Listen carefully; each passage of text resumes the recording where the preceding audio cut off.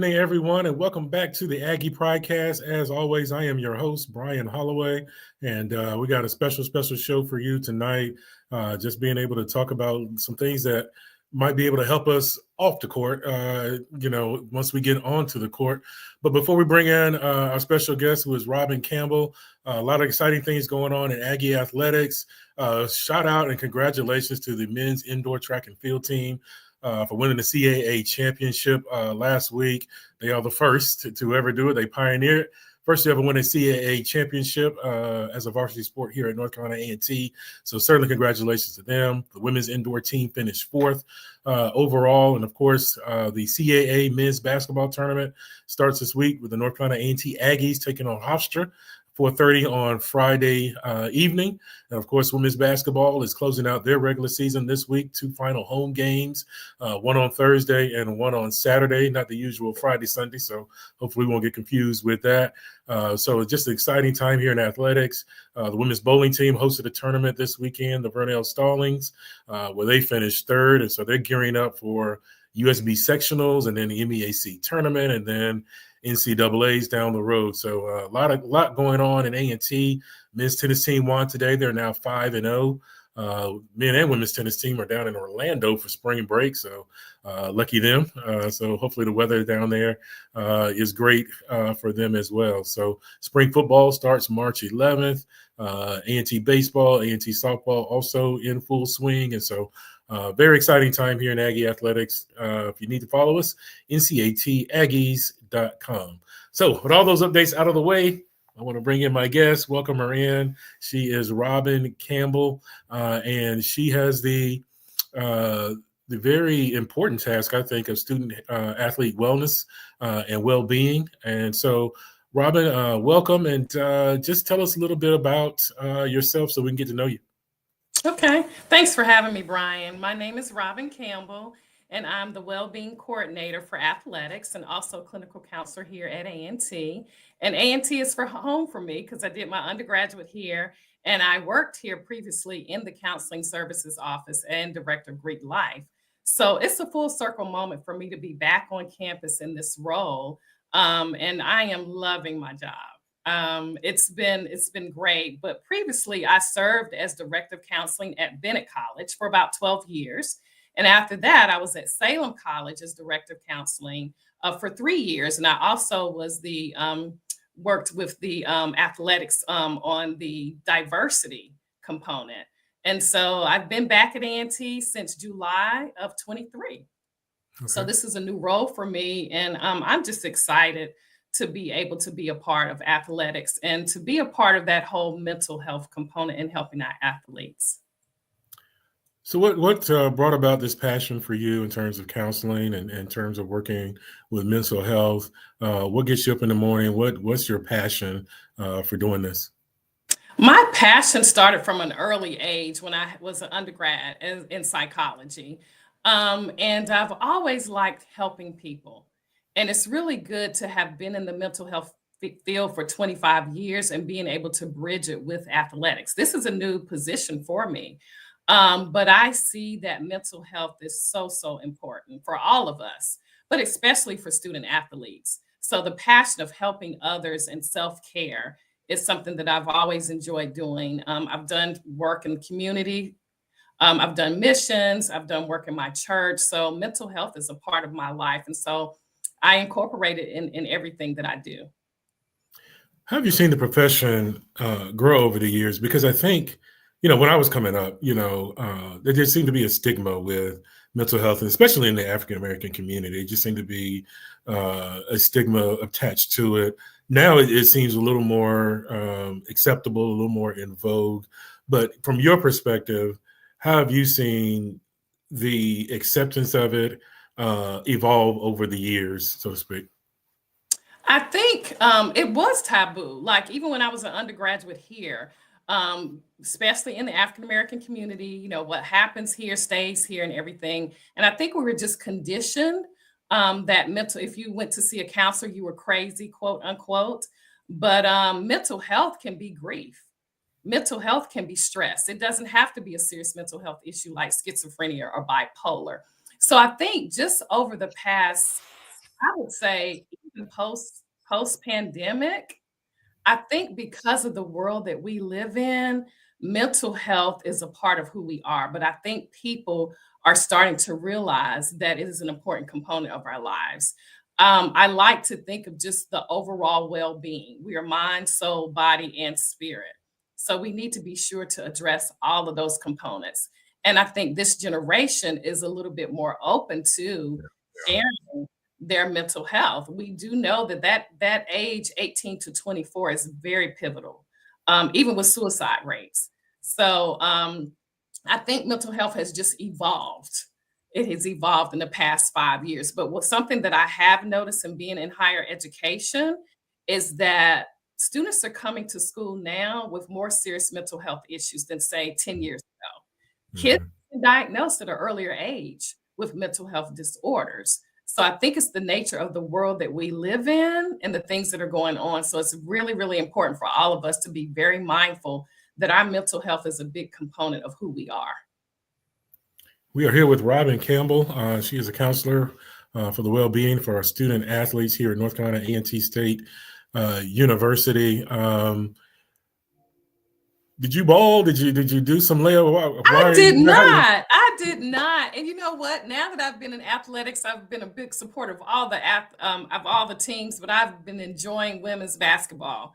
Okay. And I'm thinking, wow, I should have played basketball because I am 5'11 and a half. And Okay. but I All was a right. dancer. Dance You're a was my dancer. That's athletic. It's very yeah. athletic. But if I could do it over again, I think I would have tried to play some basketball. It might not be over. You might call Coach Rob, and you might have some eligibility left. He might. This No, left knee. not quite, huh? Not quite. Not quite, but I can support. But I do want to ask, how did you get involved? Because it seems like you have a past history at athletics. So how did you get involved in athletics in the first place, and then how did you get involved in A&T athletics? Well, at Salem, it was introduced, the director of athletics wanted me to be the diversity and inclusion person. So that's when I started kind of getting my feet wet. I've always watched sports and liked to watch sports, especially gymnastics and ice skating. I used to ice skate also. Okay. Okay. I We're think the coming up with more passion, sports here. excuse me?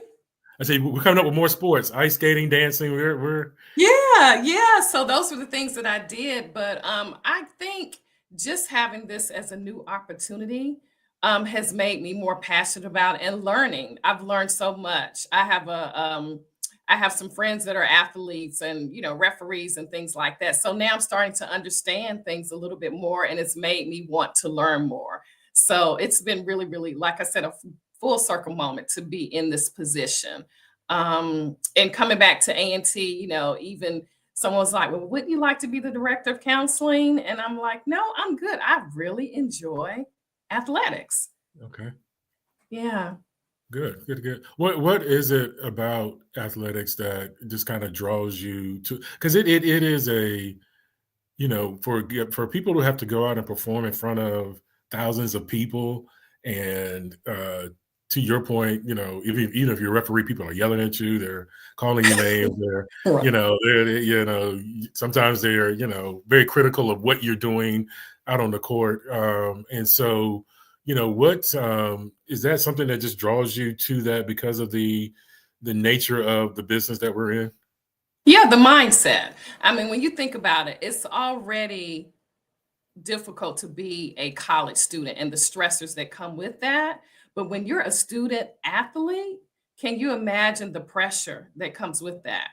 And so I think connecting the mind with the sport and being able to live balance, because even in seeing how the students have to travel, have to make sure that their work is done. You think about the workouts, the performance anxiety, like you said, being in front of hundreds of people and having to perform and that demand. And say if you don't have such a good season, like we know, what our football team went through, that was really tough for students. So I think bridging that mental is really, really important for athletes, and to know that they have resources of support on campus that they can connect with.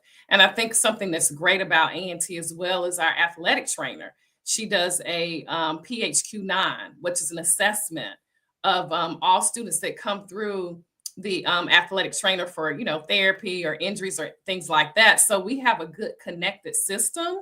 Whereas if that PHQ-9 is a certain score, she'll reach out to me and about the student, and then I'll reach out to the student to say, hey, this is, well-being coordinator. I'm the well-being coordinator. This is the support that we can provide. And the thing about counseling, you can't make people go to counseling. You can only offer it. And so even if students don't take a hold and come at that point in time, like if it's not a serious, mental health issue or what have you, sometimes they'll come back around and adhere to the services. So it's kind of like a soft invite that we give. But if it's more of a serious issue, we will definitely address that differently. How would you brought it up, which I think is a good point. Hypothetically, how would you address a student athlete who went through some of the things that our football team went through? Because obviously it is a high profile sport at A&T. I mean, Aggies love their football, and if we're not winning, they're going to express how much they are not satisfied with that. So hypothetically, how would you deal with a young man who is dealing with the idea that the criticism is floating out there and people are being, very harsh in terms of their assessment of the team? Yeah, so something that I did is when the team was going through that rough period, I actually approached coach and I said, hey, coach, can we come in and talk to the students? And he's like, sure. So Derek Brower is another counselor within the counseling services department. We went and did just a no coaches present or anything like that. And we just kind of had a roundtable discussion where we talked to the students about how they were feeling and what they could do. Because a lot of scrutiny did come, and with social media, that doesn't help. So really just meeting the students where they are and finding out what their concerns are. Counseling services, I'm not the only person that sees athletes. Anybody in our is was able to see athletes. I'm just a point contact person. So my client list consists of student athletes and non-student student athletes. But they can, because maybe they want to see a male, and that's perfectly okay. Derek has seen some of our male players, and I mean, I don't take offense to that. As long as they're there, and long as they're seeking the services, we meet them where they are and we support them in their needs. How do we help our, because we have football, we have baseball. How do we help our young male athletes, especially Black athletes? When you look at the suicide rates, they are a little more. They're a little alarming, to be honest It with is. you. And so, how do we help them, our Black males, and certainly the ones that come through our doors as student athletes? Actually, we have a Black male group going on right now through counseling services, and it's for all students. Hmm. And Mr. Brower, who leads that, said that it's going really, really well. We have avenues like outreach, because everybody might not come for a one-on-one session, right? But if we can approach them in an outreach initiative, like some of the men's program that's going on campus, that's what we do. And we also ask that the coaches are our eyes and ears. So they see these students every day. They know when dispositions are changing or when performance is changing and when maybe they may have something going on at home. So we ask the coaches to be our eyes and ears. So if they have a student that they want to refer, they can refer. And we let students know that it's confidential. So sometimes people feel like, oh, if my coach refers me, they're going to be in my business. Well, Coach Rob may have referred you, but I cannot disclose what we discuss. So if a coach refers and say, hey, I referred Johnny, did he come? What did y'all talk about? And I'll say, I can't confirm or deny that. I could only do that if there was a consent of release to say, hey, this person did come. But I encourage the students to let their coaches know if they were referred, to have that conversation to let them know that they report, because we want to keep that confidentiality on lock, right? We want to keep it on lock. And when they come in, we let them know if you are in danger of harming yourself or someone else, we would contact the correct persons to get the help that you need. Like we have 2 psychiatric nurse practitioners on campus and a psychiatrist. So health services and counseling services work together. Outstanding. And certainly glad that you are here.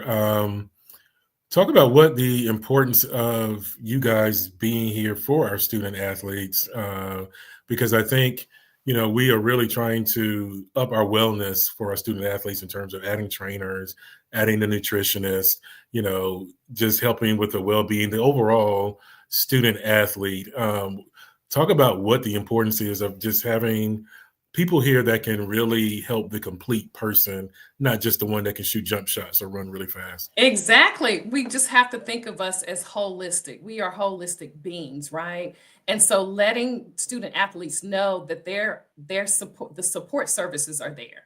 Because when we think about the common issues that athletes deal with, the performance anxiety, depression, adjustment, burnout, all of those things affect the whole person. So we want them to be healthy in mind, and spirit and body and soul.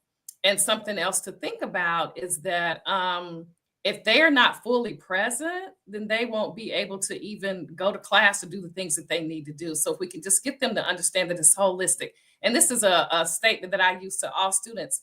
If you had a sprained ankle, would you just hop on the other foot until that ankle heals? No, you're going to go get your boot. You're going to go get your wrap. You're going to go get your therapy. Treat your physical health like you would your mental health. Oftentimes we can't see mental health. People can have a good disposition on their face, but we really going through a lot of things. So treat your physical health, your mental health, like you would your physical health. That's kind of how I get the athletes to kind of understand if you have an injury. But the thing about mental health, if you let things just kind of stay with you, they can build and fester and can result in other physical injuries too. So it's just important to connect those two, to know that one is just as important as the other. In your time here, is there something are there things unique to student athletes that you don't necessarily come up against with non-student athletes at A&T? Are there some things that student athletes deal with at a much higher rate than your everyday student at A&T? Yeah, I would say it would have to be that performance anxiety piece. And then something else that athletes deal with is injury. So, when they have an injury, that can, depending on how serious the injury is. And some of these student athletes have been playing their sport since they were very small, and it's a big part of who they are. So I would say for the athletic piece is that definitely that performance anxiety, that pressure, that extra pressure that they get from performance. And then some students I'm noticing get a lot of pressure from home. Yeah. A lot of pressure from parents, right? And without disclosing, I'm noticing that. So really in meeting with some students and just having that reframe of letting them understand that, hey, if you're not passionate about the sport and you're just doing it because you get the pressure from home. So there's a lot of different avenues from where that pressure comes from. But coming to counseling and talking with the counselor is a great way to kind of unpack that and to be able to have that balance and manage that.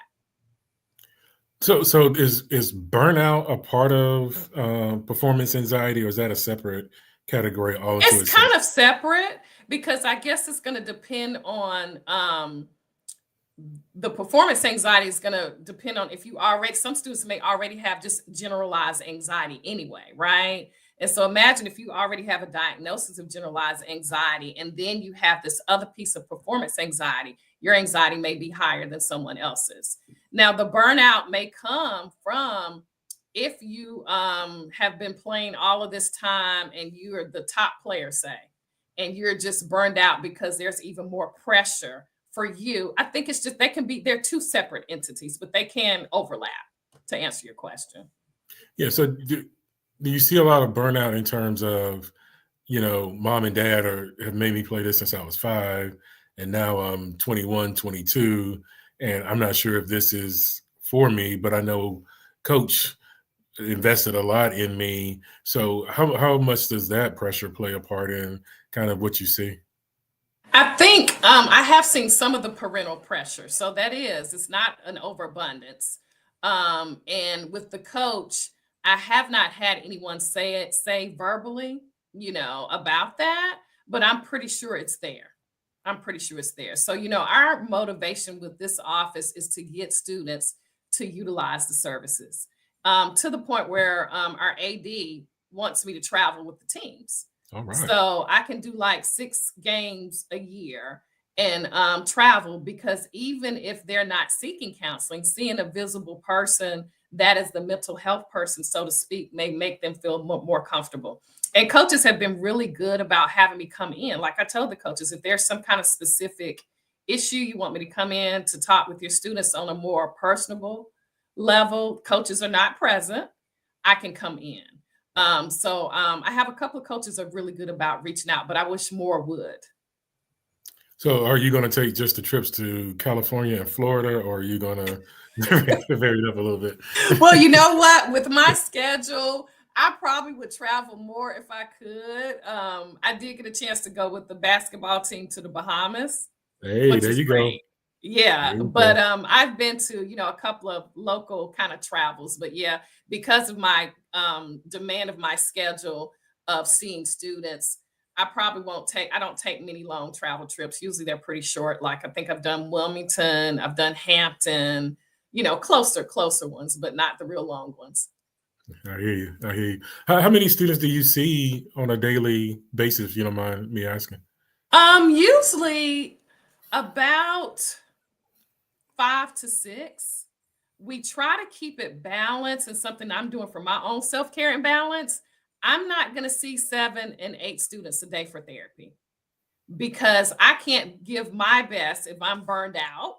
So, I practice what I preach. I'm a therapist and I have a therapist. I don't mind telling people that because in order to do the work that I do, I have to be cognizant that outside of A&T, I have responsibilities and stressors in life, right? So I'm very transparent with my students that I think is something that everyone should have. So typically, 4 to 5 students a day. When I have trainings or meetings or things like that, it'll just depend. And we do offer Awesome. virtual and in person. There you go.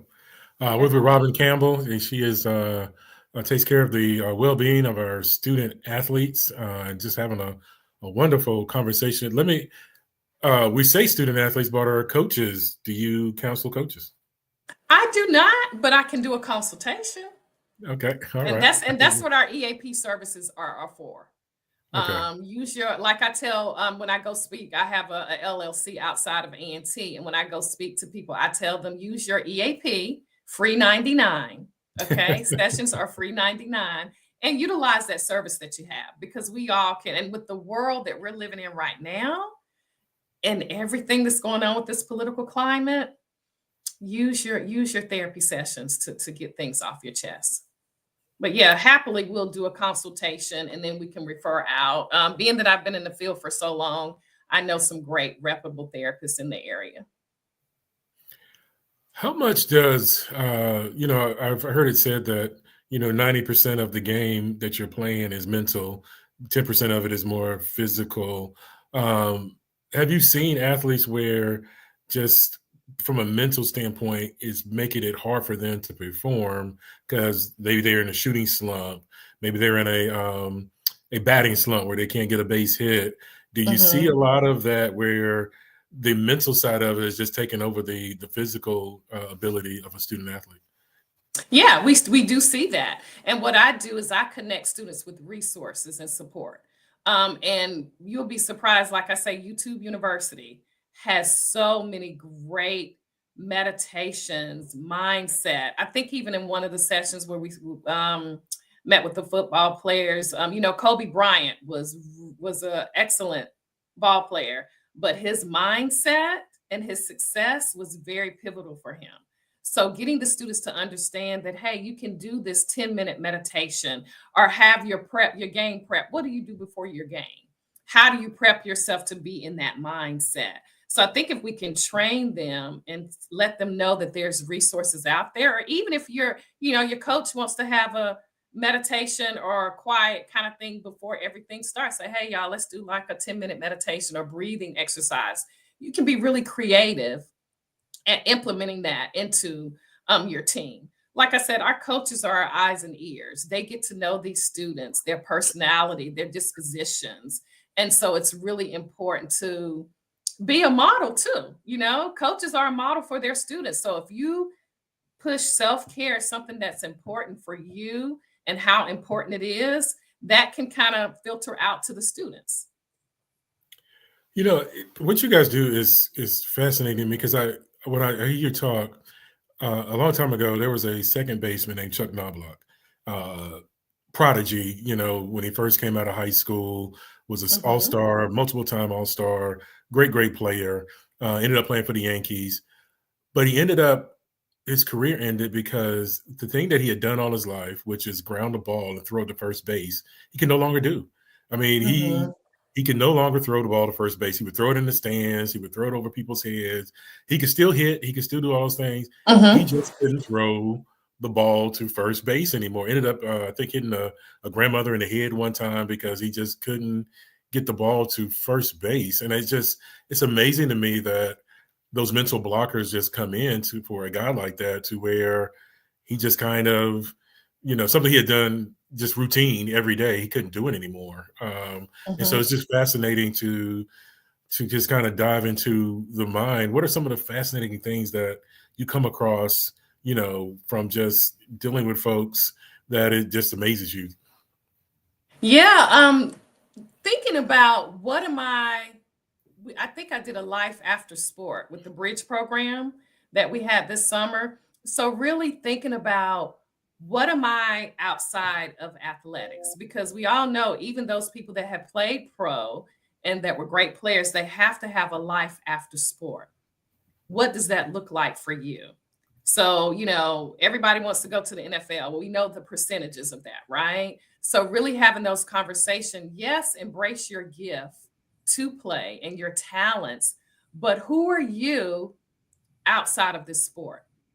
What else are you passionate about? So I think it's good to have those kind of conversations earlier on in life than after an injury, to kind of, be able to keep that balance. It's all about keeping that balance. And that's why it's so important for them to connect.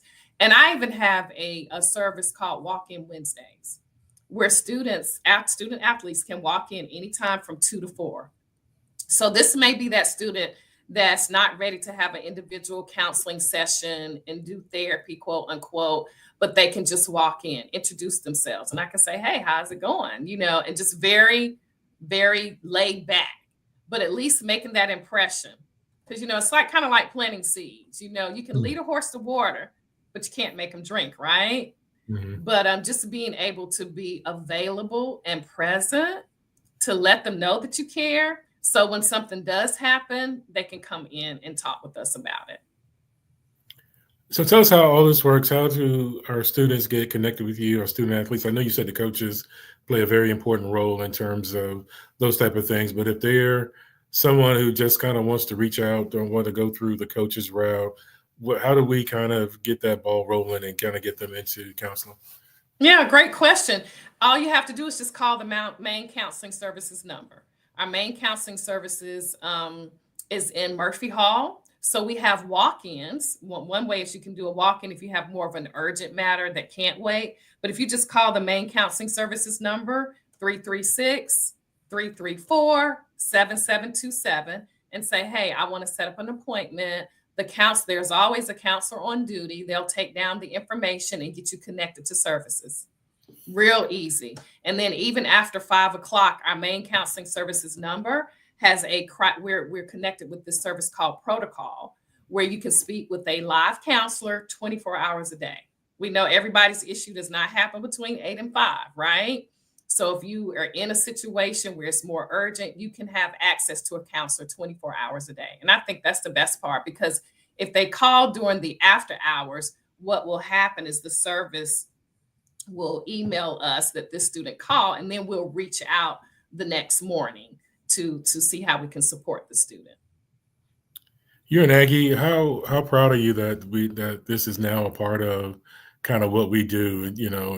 Just as much as media and marketing and compliance and all the other aspects that make up athletics. How proud of you that this now is another component that has been added to what we do here at North Carolina A&T Athletics to make us better and stronger. I am super proud. It's like I said, it's a full circle moment for me, and to be able to be that point person for athletics. And I even attended the North Carolina Counselors Conference this weekend and was a presenter on self-care and burnout, actually. And I met some colleagues that they found out what I did, and they was like, "Oh, this is great. We need to talk." I spoke with someone from ECU, somebody from Campbell, and they wanted to hear more about what we were doing. And I think too, for the CAA, when I first got here and I was reading up information on the CAA, that whole well-being component is really important. But it's also important, the NCAA talks about that, how they want to have that mental health support within all departments of athletics. So I think we're doing pretty well, even as an HBCU, to kind of set the precedence, because I don't know if I know of other HBCUs that has this particular component. And that reminds me, I need to do some research and see. Yeah. Love to be the pioneers. Aggie Pride. Aggie Pride. Love to lead the train. That's right. That's right. In terms of your hours and those type of things, I know you talked about hours. There's certain hours that are better, for student athletes to come in and talk to you. We're the office opens at 8 a.m. and we're there to 5. So what we do is when the students call to set up an appointment, we have them to fill out some counseling services forms so we can just kind of hone in on what their need is. But we also ask for their availability. So they will fill out the availability schedule, and we will schedule them with a counselor that meets that need. So we're not going to see you during class. So don't try to get out of class, but we'll look and see what your availability is, and we'll set your appointment according to your availability. And like I said, that first initial session is virtual because we can share our screen and kind of go over all of the forms. And then if they want to continue to be virtual, that's fine. But if they want to do in person, they can do in person. A lot of students say parking is so ridiculous, virtual works. But then some students just want that one-on-one, which is, really okay, according to what they need. I'll let you out on this one. Rest. How much of a part does that play in it? Because, these young people are going, 24/7. I mean, they've got class, they've got training table, they've got practice, they've got meetings, they got to watch film, it could be all encompassing. How much do you stress rest and healthy eating? Yeah, rest is pivotal. If you're not getting your rest, how are you going to even function in classes or on the court or on the field, right? Rest is pivotal, especially for college students. There's been studies done that college students just do not get enough rest. But something I tell students, and it's something I often do, is the self-care wheel. And, some of the listeners can pull up the self-care wheel. Self-care is not just a massage or a pedicure, right? It is emotional, physical, spiritual, right? So when we meet with the students, we let them know, even with this rigorous schedule, you have to be intentional about getting your rest. Because if you don't get your rest, you're not going to be operating at your optimal performance. And I love it that we have the nutrition piece, because we know students don't eat healthy, right? And so all of those things are components, and it comes back down to just having that balance. Balance is the key. So something else is off balance, is going to make other things off balance. So we do try to emphasize the whole rest thing. And even time management is another big component for athletes. So I'd say, you guys use your phones for everything else. Mm-hmm. Put down specifically your different tests, your exams, your group meeting, your practices, use your phone, have your little reminder. So definitely look at the time management. Like I have them to do an exercise from 7 a.m. to 12 midnight for like a week, just to kind of see where they're spending their time. And even the social media, there is something called digital self-care. Our students spend too much time on social media. So that can affect you. How much TV are you ingesting and the kinds of things that you're taking in, especially with all the depressing news going on nowadays? Be very mindful about the things that you're taking in. Outstanding. So when you are in your moment and you're resting and you've got your what are you doing? Are you a reader? Are you a binge watcher? Kind of how are you relaxed when you're in the relaxed mode? Reading is something that I love to do, and I try to work out. I'm Okay. kind of still working on that, even just if it's getting 30 minutes of cardio in or what have you. And I love to travel. Oh, okay. Travel is like one of my ultimate self-cares. I did missions in Kenya. I did a mental health conference in China. Wow. So I love to travel. So that's like my ultimate self-care. But right now I'm kind of chilling out on the traveling. Yeah, You got a but favorite that's place? my outlet. Yeah, yeah. So yeah, those are some things that I like to do. And something else with your self-care is learning how to say no, setting healthy boundaries. I Good. used to be a person that was a people pleaser, wanting to help everybody. After I got to be a certain age, I can say, you know what, that is not going to work for my schedule. But thanks for asking. I can say no, really nicely. But it took me a way to get to that point because we have to say no to other people and in order to say yes to ourselves. So Yeah. practicing healthy boundaries, I think that's something that athletes and all of us can do, and not inundating ourselves with things. Yeah. I hear a no is better than a reluctant yes. Exactly. Because then you No end question. up getting frustrated because you said yes when they walk away, knowing you don't have the capacity. Watch your emotional bandwidth. Hmm. Yeah, Man, you yeah. dropping them tonight, man. The boundaries and the emotional, man. I feel like I'm in a session. I feel like I got a freebie tonight. Oh, good deal. Good, good. You have a favorite place you like to go in terms of Well, travel? as in terms of travel, anywhere with water. I love the ocean, and that's a Okay. good way to just kind of meditate and take it in. But now that I've traveled internationally, it's other places that I want to go. Like I want to go to Dubai, I want to do Greece, so I'm open. Outstanding. Well, I'm gonna let you off this call so that you can kind of get out there and get to your places that you need to go. But I just want everybody to kind of know that we now have these services at North Carolina A&T, which is absolutely vital. People need to know that we are really into the self-care of our student athletes and their well-being and all those kind of things, and just trying to build the total person. And those things are absolutely important, along with scoring touchdowns and three-pointers and all those things. So I really appreciate your time, Robin. And any final words before we go out? Yeah, remember to take care of yourself. Self-care is very pivotal to your overall well-being. And you have to make self-care a priority and not an afterthought. A lot of times we don't think about self-care until after the fact. So yeah, making it a priority and being intentional, just like you're intentional about going to the barbershop or doing what you need to do, be intentional about your self-care. Excellent. Outstanding. Take care of yourself. Robin, you've been awesome. I really, really Thank appreciate it. you. I hope this talk to you again. Hope this is not your last time on the Pridecast, but outstanding job. And, we'll be back in a few weeks with another Aggie Pridecast. Hope you guys have a wonderful night. Bye-bye.